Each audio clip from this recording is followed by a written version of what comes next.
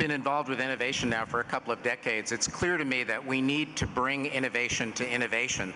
I think we often use the word as if it were some fixed skill set or a fixed kind of phenomenon, but in contrast, nothing could be further from the truth. You know, innovation is a field in evolution.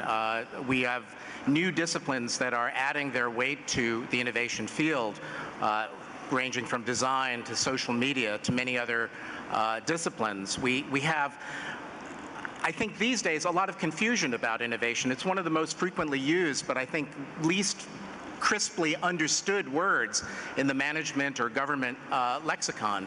So if I look over the next 18 years or so to 2030, and I think about the agenda for innovation, I sort of feel like we're in a pre-Copernicus kind of moment. I almost don't think that innovation is quite a field yet. We need better sense of causality. You know, right now, many people define innovation very narrowly as economic inputs in and results out. You know, turning money into intellectual property and turning intellectual property into money. Well, there are many other dimensions of innovation in a society, having to do with culture, having to do with mentality, having to do with creative industries, having to do with design.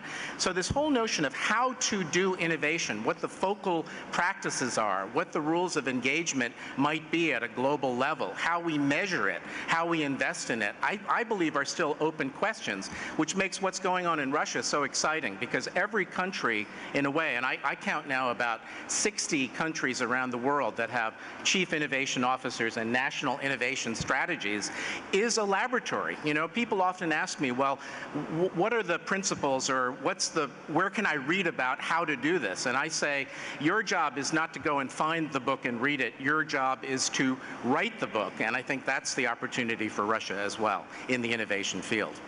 So, as you help Russia write the book, can you suggest a couple of answers to this question? Is it a different attitude towards failure? Is it, I mean, when you say we need a different process, what things should we experiment with to see if they work?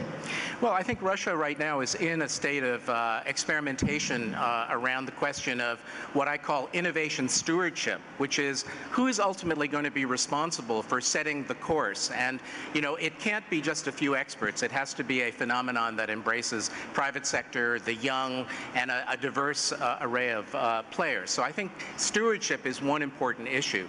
I think youth entrepreneurship and creating the opportunities to acquire the skills of being an innovator, being a change maker, being an entrepreneur, understanding deeply not that these are bumper stickers and cool things to do, but that they actually involve a lot of practical skills, and that one can study the examples of eminent entrepreneurs and, in a sense, shorten the learning curve effect as well.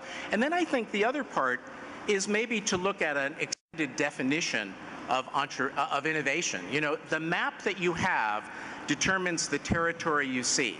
So if you only define it as science and technology, if you only define it as macroeconomics, that's what you will focus on.